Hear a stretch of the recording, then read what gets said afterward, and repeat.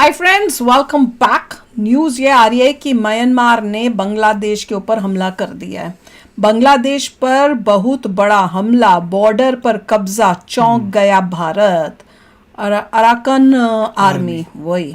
तो वीडियो शुरू करते हैं। वीडियो शुरू करने से पहले अगर आप चैनल पर नए हो और आपने अभी तक सब्सक्राइब नहीं किया तो जल्दी से पहले सब्सक्राइब के बटन और बेल आइकन को क्लिक कर लो ताकि आपको हमारे सारे न्यू वीडियोस के नोटिफिकेशन मिल जाए जैसे हम अपलोड करें। अगर आपको वीडियो पसंद आता है प्लीज लाइक एंड शेयर। चलिए शुरू करते हैं। और दूसरे दो चैनल उनको भी सब्सक्राइब कर लेना, लिंक से डिस्क्रिप्शन बॉक्स में, वहां पर भी आपके रिक्वेस्टेड वीडियोस आ रहे हैं।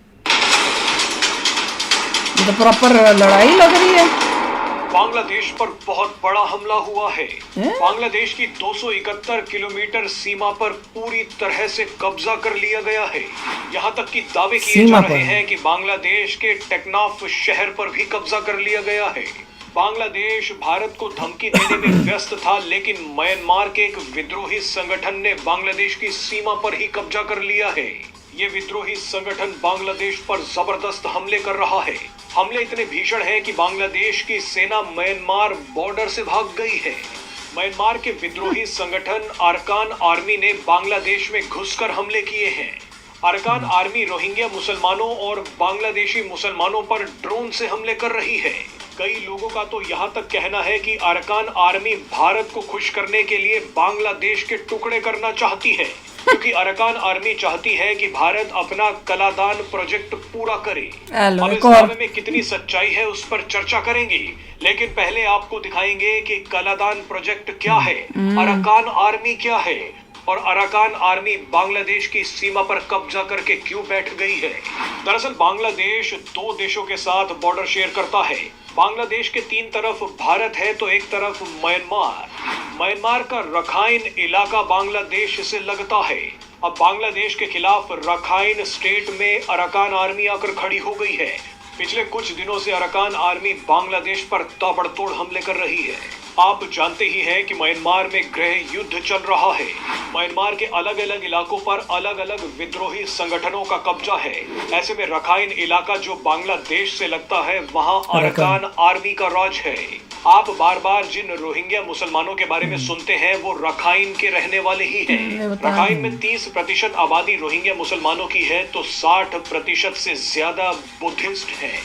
रखाइन इलाका हमेशा से ही बुद्धिस्ट लोगों का रहा है, लेकिन इस इलाके में रोहिंग्या मुसलमानों ने बुद्धिस्ट लोगों को मारना शुरू कर दिया। इसी का बदला लेने के लिए रखाइन के बुद्धिस्ट लोगों ने 2009 में अरकान आर्मी की स्थापना की।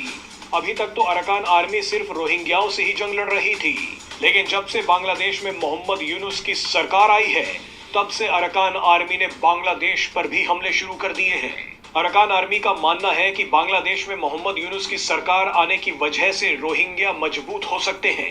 इसी को रोकने के लिए अरकान आर्मी ने बांग्लादेश और म्यांमार की 271 किलोमीटर सीमा पर कब्जा कर लिया है। हाल ही में खबर आई है कि अरकान आर्मी चाहती है कि भारत अपना कालादान प्रोजेक्ट जल्दी पूरा करे। कालादान एक multi modal transit transport project है जो कोलकाता से म्यांमार और फिर म्यांमार से मिजोरम तक जाता है। इस प्रोजेक्ट में समुद्र, नदी और जमीन तीनों रास्ते शामिल हैं। कालादान प्रोजेक्ट का म्यांमार वाला हिस्सा रखाइन स्टेट से होकर ही गुजरता है। ऐसे में अरकान आर्मी भारत को खुश करना चाहती है। वो चाहती है कि भारत जल्द से जल्द इस प्रोजेक्ट का काम पूरा करे। अब म्यांमार में तो कोई सरकार है नहीं, अलग अलग जगहों पर विद्रोही संगठनों का राज है। ऐसे में रखाइन इलाके के सारे फैसले अरकान आर्मी कर रही है। इंटरेस्टिंग, क्योंकि हमने बड़ी सारी थ्योरी सुन ली है ना। एक थ्योरी जो एक पर्टिकुलर चैनल जो है वो उसी में डूबा रहता है, उसको पता नहीं तकलीफ क्या उस चैनल को, वो है यूएसए का एंगल। वो उसने तो यूएसए का एंगल पकड़ के, वो तो यूएसए का इतना फैन है, दीवाना है कि हर चीज में यूएसए को तो खुद ठूसना ही ठूसना है। दूसरा हमने देखा एंगल चाइना का, और तीसरा एंगल है इंडिया का। सो ये तीन एंगल्स हैं, और अगर कोई पर्टिकुलर, करेक्टली बोलूं, रिस्पॉन्सिबल चैनल हो, वो ये बोलेगा कि ये हुआ है और ये जो है ये तीन चीजों की पॉसिबिलिटी, हाँ, पर तुम अपना ओपिनियन बनाओ। पर ये तीन चीजों का इस टाइप से बोल सकता है कि भैया ये लग रहा है कि हो सकता है ये इन्वॉल्व हो, या ये इन्वॉल्व हो, या ये इन्वॉल्व हो, इंस्टेड ऑफ कि भैया एक अपनी तरफ की स्टोरी जो है बनाकर लोगों का दिमाग खराब करने की। तो वो वो जो चैनल अगर कभी मिला जो इस तरह से बनाएगा तो समझना वो ट्रू न्यूज ला रहा है। पहले तो बताना ही नहीं चाहिए कि कौन से डिफरेंट एंगल से ये हो रहा है, बस उसके बाद जब तक प्रूफ नहीं है आगे बोलो ही मत। जो लार्ज न्यूज ऑर्गेनाइजेशंस होती हैं, प्राइवेट एंटिटीज, वो लोग जो है कोई भी न्यूज़ निकालने से पहले फैक्ट्स इकट्ठे करके लाते हैं, क्योंकि उनको पता है, यूएस में तो पता है उनको कि कोई भी सू कर सकता है और बोल सकता है कि तुम्हारी न्यूज़ गलत थी। तो उसके बचाव में वो दिखाएंगे ये देखो प्रूफ है हमारे पास, इस प्रूफ के अकॉर्डिंग ये हमने बोला था। पर यूट्यूब में तो कुछ और उसमें क्या होता है, उसमें वीडियो फुटेज होगी उनके पास, उनके पास कागजात होंगे ऑफिशियल, बहुत कुछ होगा। उनके खुद के इन्वेस्टिगेटिव जर्नलिस्ट वो सब काम करते हैं, राइट। अगर उन्होंने बोला कि अराकान को यूएस हेल्प करा तो उनके पास प्रूफ होगा कि यहाँ पे ये देखो वीडियो से नजर आ रहा है, ये सब हो रहा है।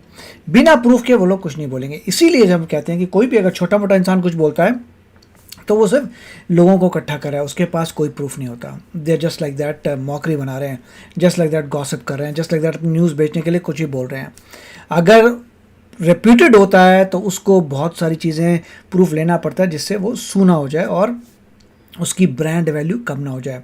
तो जिसकी ज़्यादा ब्रांड वैल्यू है वो अपनी इज्जत दाव पे रखकर ये सब न्यूज़ बना रहा है, तो उसके पीछे उसका बैकअप प्लान भी होता है। मगर कोई छोटा मोटा कुछ बोलता है, we never know, most likely उसका कुछ है ही नहीं, तो it's not going to be that legible. इसलिए अगर आप अगर यूएस से आप ले रहे हैं सोर्स, तो यूएस की टॉप ऑर्गेनाइजेशन होनी चाहिए न्यूज़ की।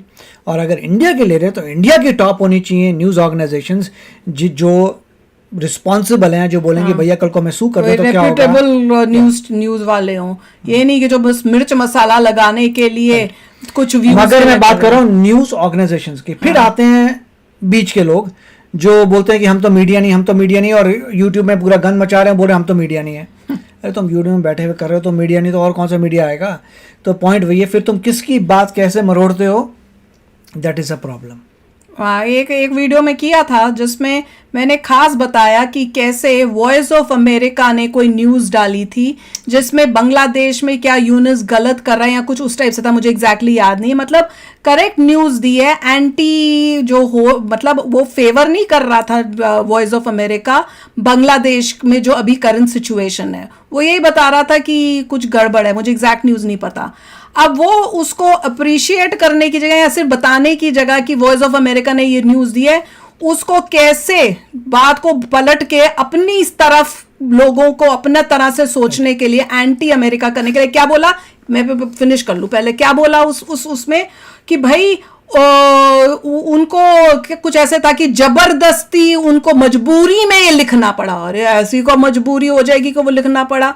तो उसमें वो वर्डिंग्स जो आप सुनोगे ना, उससे आपका थॉट जो है ना वो कैसे मैनिपुलेट करते हैं वो आपको समझ में आएगा। तो दीज आर द टैक्टिक्स कि लोग कैसे अपनी जो लोगों की सोच है उनको अपनी तरह सोचने को मजबूर करते हैं, क्लियर माइंड से, फैक्ट से उनको डिसीजन। देखिए मैंने पहले भी कहा है, कुछ लोगों का होता है कि मेरा ये थॉट प्रोसेस है, अब इस थॉट प्रोसेस को मैच करने के लिए आप न्यूज़पेपर्स फाइंड करिए, छोटे मोटे कहीं पर भी मिल जाए, और उनको दिखाइए कि ये देखो ये बोल रहा है।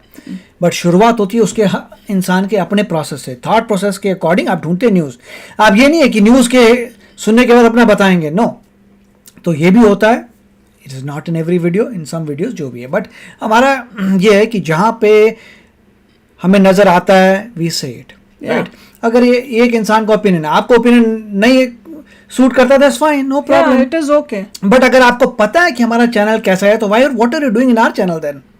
क्वेश्चन तो ये आता है, राइट, कि हमारा जो थॉट प्रोसेस है डेटा ड्रिवन है, और अगर कोई किसी को उल्लू बना रहा है तो we can see it and we can tell you this is not okay, yes पे, और आप इन्वेस्टिगेट करिए, राइट। और अगर आप किसी और के फैन हैं then you are probably in the wrong place, right, you go to the other place. यहाँ पे और जो कुछ बोले थे कि इतने सारे फॉलोअर्स हैं, गलत हो सकते हैं। एक पूरी क्लास में बेली 1% बच्चा होता है जो ऑन द टॉप होता है, और सब तो बकवास ही होते हैं, they make no change in life, that is reality, right. अगर जितने भी बच्चे हैं आपके स्कूल में देखिए, टॉप 1% बच्चा ही अच्छे कॉलेज में जाएगा, rest are just gonna be bogus. पूरे वर्ल्ड में 1% इंसान ही 1% 5% रिच है और सब बोगस हैं, राइट। तो that's how life works. But the question is इतने मिलियन, मगर मैं ये नहीं बोल रहा कि रिच इंसान बेटर है, रिच वाला ने कितने कुकर्मा किए आई do not no, but I am just saying कि यस, लाइफ में जो है जस्ट बिकॉज बहुत सारे लोग किसी को फॉलो करते हैं, doesn't mean they are great, because normally भेड़ बकरियां ही होती हैं जो फॉलो करती हैं, और leaders are very few, that's a difference. Be a leader. मैं ये नहीं कह रहा, मैं कह रहा हूँ you be a leader. Don't just किसी को ब्लाइंडली फॉलो मत करो, you be a leader. Use your own. और लीडर्स कम ही होते हैं लाइफ में, ऑफ कोर्स, और नहीं तो क्या.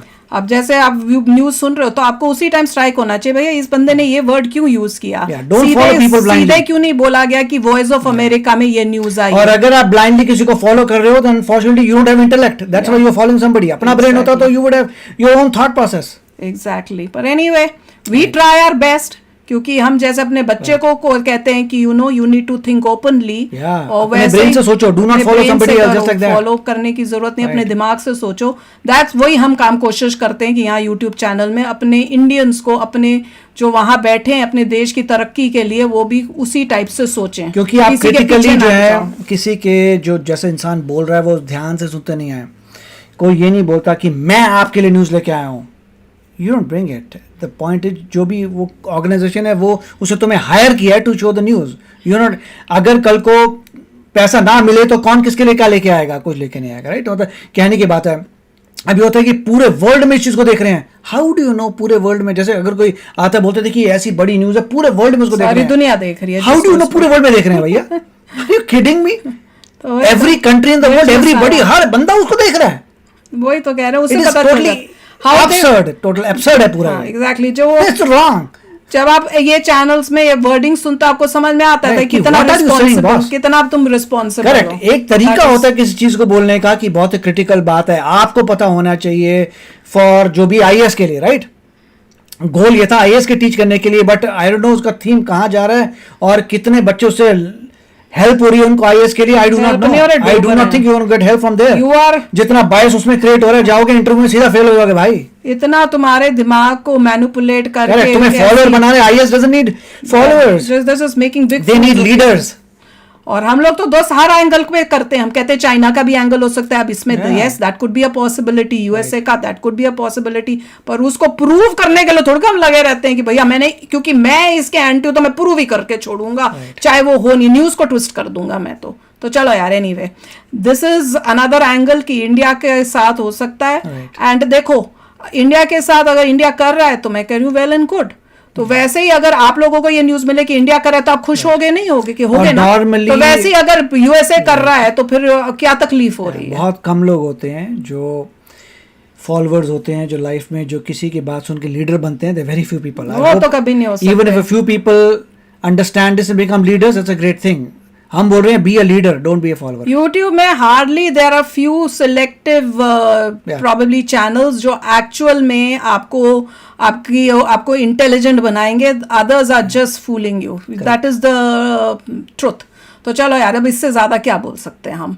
समझदार को इशारा ही काफी है. तो चलो चलते हैं, मिलेंगे नेक्स्ट वीडियो में बहुत ही जल्द. Till then take care and bye bye. तो अगर आप मेरे इस चैनल पे नए हो तो जल्दी से सब्सक्राइब के बटन को हिट करो और बेल आइकन को क्लिक करो, ताकि आपको मेरा जब नया वीडियो मैं लगाऊं आपको उसके बारे में जल्दी से पता चल जाए.